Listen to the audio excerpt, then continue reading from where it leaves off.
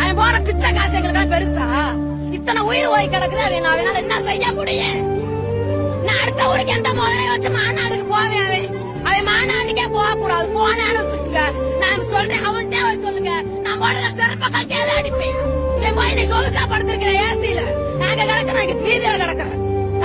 நாங்க வீதியில கிடக்குறோம். என் பாப்பா எங்க குடும்பத்தை அரசியல் பண்ணுங்க வேணாம்னு சொல்ல, அதுக்காக கூட்டத்தை கூட்டி இந்த மாதிரி நெருக்கடி பண்ணி மற்றவங்களுக்கு மாசு காட்டி மற்றவங்க இருக்கிறவங்க எல்லாம் சாக வச்சு நீங்க அரசியல் பண்ணுங்கிறது என்னங்க இருக்குது?